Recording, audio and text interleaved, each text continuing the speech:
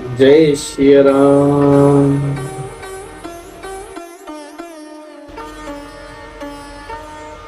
जब फुलवारी से भगवान जब विश्वामित्र जी के पास आए और उनका चरण वंदना करके फिर रात को सो गए, तब उन्होंने मध्य रात्रि अपने भाई से बोले, हे तात देखो, कमल चक्रवात और समस्त संसार को सुख देने वाले अरुणोदय का उदय उदय। लक्ष्मण जी दोनों हाथ कर फिर प्रभु के प्रभाव को सूचित करने वाली कोमल वाणी बोले।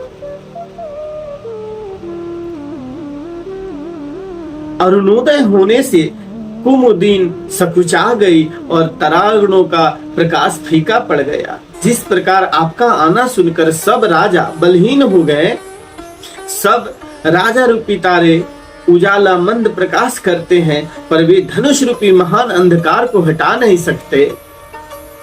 रात्रि का अंत होने से जैसे कमल, चकवे, भौरे और नाना प्रकार के पशु पक्षी हर्षित हो रहे हैं, वैसे ही हे प्रभु, आपके सब भक्त धनुष टूटने पर सुखी होंगे।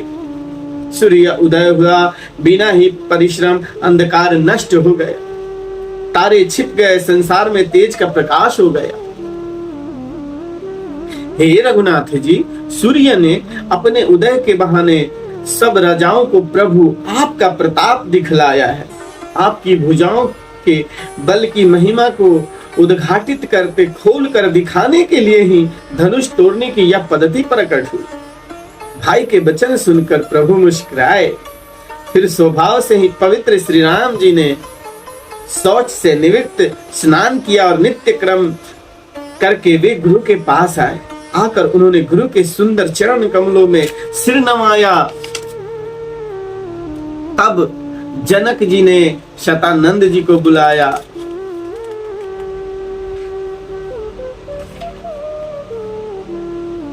उन्हें तुरंत ही विश्वामित्र मुनि के पास भेजा। उन्होंने आकर जनक जी की विनती सुनाई। विश्वामित्र जी ने हर्षित होकर दोनों भाइयों को बुलाया। शतानंद जी के चरणों की वंदना करके प्रभु श्री राम जी गुरु जी के पास जा बैठे। तब मुनि ने कहा, हे तात चलो, जनक जी ने बुलावा भेजा है।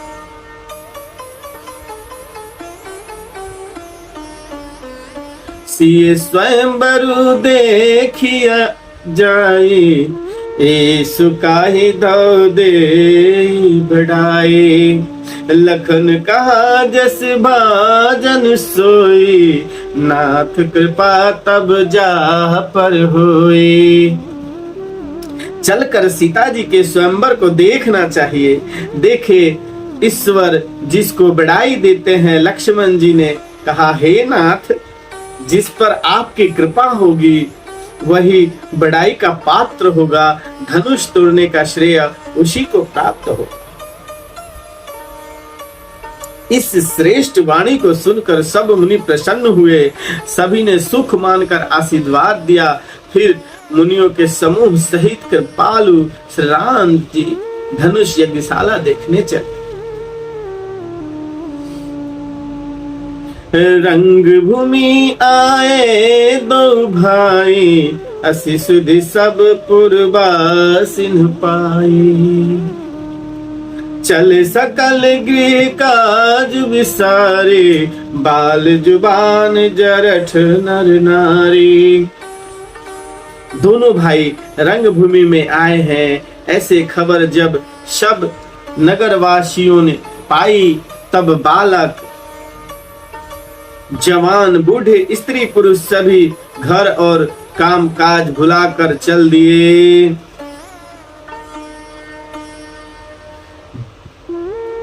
जब जनक जी ने देखा कि बड़ी भीड़ हो गई है, तब उन्होंने सब विश्वास पात्र सेवकों को बुला लिया और कहा, तुम लोग तुरंत सब लोगों के पास जाओ और सब किसी को यथा योग्य आसन दो। उन सेवकों ने कोमल और नम्र वचन कहकर उत्तम, मध्यम, नीच और लघु सभी श्रेणी के स्त्री पुरुषों को अपने अपने योग्य स्थान पर बैठा। उसी समय राजकुमार राम और लक्ष्मण वहां आए।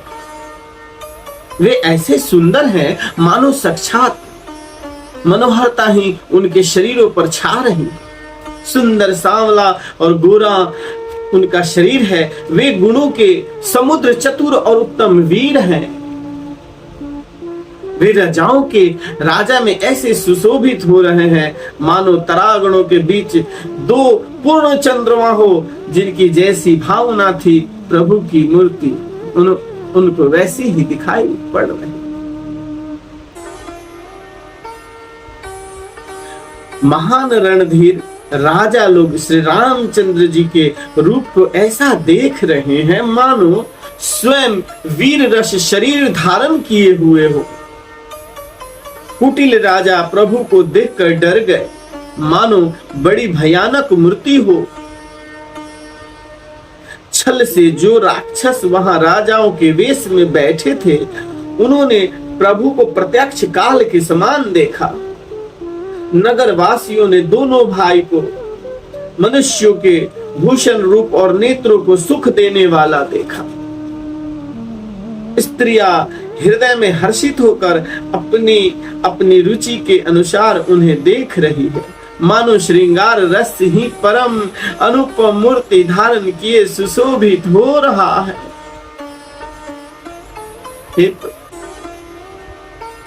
सीताराम सीताराम। विद्वानों को प्रभु विराट रूप में दिखाई दिए, जिसके बहुत से मुंह, हाथ, पैर, नेत्र और सिर हैं। जनक जी के सजातीय कुटुंबी प्रभु को किस तरह कैसे प्रिय रूप में देख रहे हैं, जैसे सगे सज्जन संबंधी प्रिय लगते हैं। जनक समेत रानियां उन्हें अपने बच्चे के समान देख रही हैं। उनकी प्रीति का वर्णन नहीं किया जा सकता। योगियों का वे शांत शुद्ध, योगियों को ऐसे दिख रहे थे वे शांत शुद्ध राम और स्वतः प्रकाश परम तत्व के रूप में दिखे।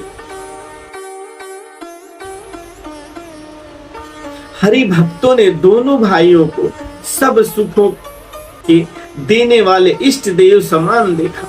सीता जी जिस भाव से श्री रामचंद्र जी को देख रही हैं, वह स्नेह और सुख तो कहने में ही नहीं आता।